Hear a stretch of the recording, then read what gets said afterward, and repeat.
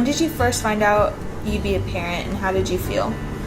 Well, I mean, we were planning on having kids, but the first time would have been before you were born, when your mom was pregnant, and then we ended up with a miscarriage, and that was a really distressing period. But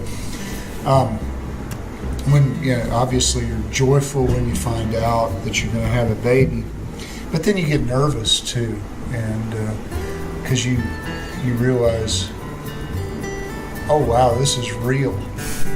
In 9 months, I've got to really do this, and am I up to the task? I knew I was, because I had good role models, but those are the kind of emotions you go through.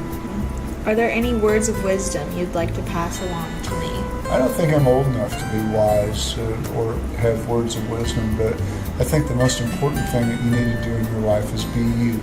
Don't be something for somebody else, because when you're not true to yourself, you're deceptive to yourself, and when you're deceptive to yourself, you're not going to be happy. Now, you got to balance that though, because there's a balance point between being happy and being selfish. How would your classmates remember you? I was voted most dignified in my senior class. So obviously I was dignified. What are your best memories from high school? Oh, I think they would have all revolved around high school football. I learned a lot of leadership skills, the value of hard work, those sorts of things. Was there a teacher or teachers who had particularly strong influences on your life? Yeah, Jim Grassdorf was our football coach, and he was a strong disciplinarian and a believer in hard work. And I've got to give him a lot of credit for the man I've become. Tell me about how you got into your line of work. Accidental tourist. I was working on a master's degree. I needed an internship. I had full intentions of going into the Air Force and being in their Health Services Administration program, being a hospital administrator in the Air Force. I was able to get this internship with the health department, and I fell in love with the field of public health. Who's the most important person in your life? I think it's Cindy, my wife.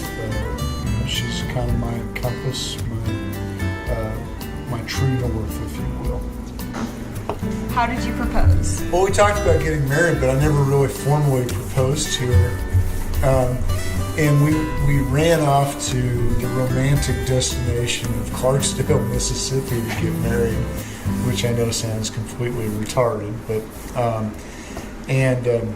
we got there and we found this place that we wanted to have our little ceremony in, and it was at that point that I got down on my knee and asked her to marry me.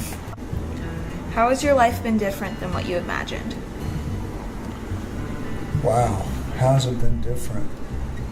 When I was your age, I couldn't imagine what it would be like to be a 48-year-old man. I'm sure you can't imagine what it would be like to be a 48-year-old man either. But